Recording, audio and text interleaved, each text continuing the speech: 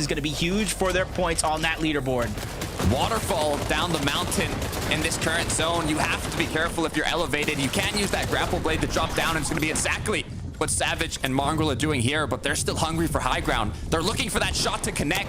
If Mongraal can land a headshot with his sniper, it could be game-changing. Persistence is going to be the name of the game, and that's exactly what they're doing. Finally, everything comes crashing down. Shots being fired. A couple are going to connect from Mongraal, and this is their chance. They go ahead and grab it for a moment, but they instantly lose it as they get chopped down, but they're not giving up. Savage trying to take it from the backside. Mongraal from the front. They Savage Belusi. The damage is there, but Mongraal gets dropped all the way to the low ground, once again leaving Savage as a solo. Savage, though, took out Belusi, has that Elam on the board. Issue is no materials, has to hide. One med kit, can play the heal off, goes for the finish. 4 extra points, materials now secured. Not much, though. Climbing up the mountain, can he hold on? A huge switch up from their upper bracket run where they failed to qualify to the grand finals by 1 point. Those eliminations would have qualified them, so better late than never. Heal off beginning on the side of the mountain. Teeny just trying to give himself a fighting chance. Everybody else other than Savage is towards the backside of zone, continuing to slide down, but there's no builds. Can't protect himself. Roban's gonna be the first one trying to challenge him on that high ground. Gavix is second. Grapple blade is gonna be used by Savage and go up and over to stay alive.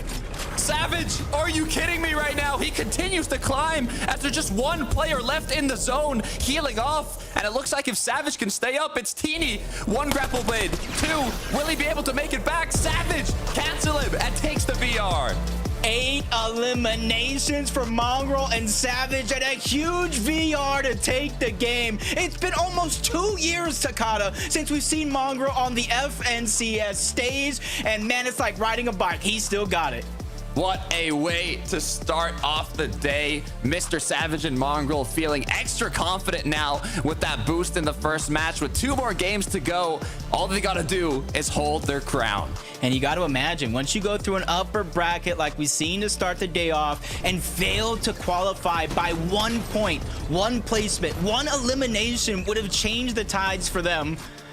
But they're definitely making up for it by starting off big in the lower bracket with a huge VR, and it came through because of their aggression, because of their ability to take risks. 97 points. The cutoff for top 15 in the uppers was 94, and they are already close. Yep, this one here is going to be a close race for the next couple of games. Takada with a huge win by Mongraal and Savage. You have to imagine they're at the top of the leaderboard, but who else is there with them inside of that top 15? I'm going to throw it on over to our lovely analyst to break down game 1. Thank you so much, guys. You just couldn't write this one better, could you? What a scripted performance from Mongraal and Mr. Savage. Mongraal putting up numbers on the board, and Savage being the solo clutch superstar that we know him and love him for, Mini Minor.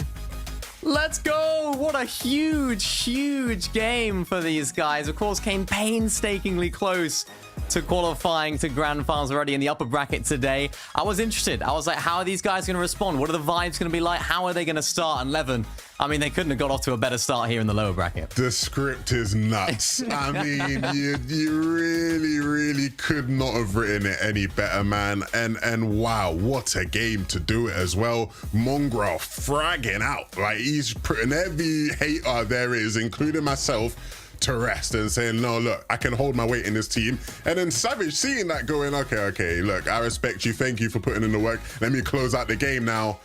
Just perfect. Absolutely perfect. And you've got to think this is a huge boost for them. It was really exciting to see them going for hype, but also then going, okay, actually, no, we're going to step back. We're not going to go for it just yet. And then Savage knowing exactly where to go, because he was on a completely different side of the zone to everyone else in the end game, and it paid off dividends, Levin.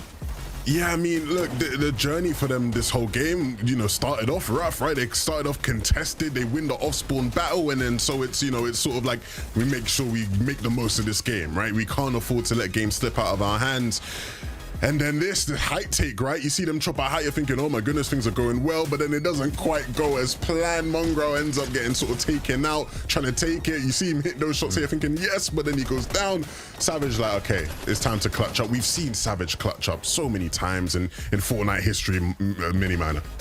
Yeah, we have, and I think it was not going to be a height take for the history books. It's not the most beautiful height take that was well structured, but what it did was it did enough to just ruffle the feathers of the high ground team to where nobody really had height. So even when Savage had to drop down, go for that refresh, he could still then grapple all the way back up and maintain that high ground position. So really nice stuff from that duo. And we saw, of course, you mentioned they're contested off spawn. That was one of their big problems in the last sort of session that we had was Storm Surge. They solved those problems by making sure they could take that team out off spawn, and Jacob mentioned it, a little bit more risky, and it's paid off. Yeah, let's take a look at the leaderboard because there are some notable solos at the end of that particular game. Obviously, Teeny being one of them, losing his partner Mishir earlier in the game.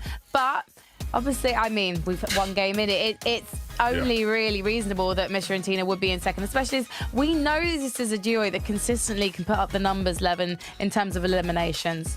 Absolutely, and they showed us some classic Misha and Teeny, you know, sneaky beaky like plays throughout this game. So it was good to see them up there in the standings. If you take a look at some of the players down, right, of course we are going to be looking for 15th, right? That's the cutoff in terms of who makes it now to the grand finals, and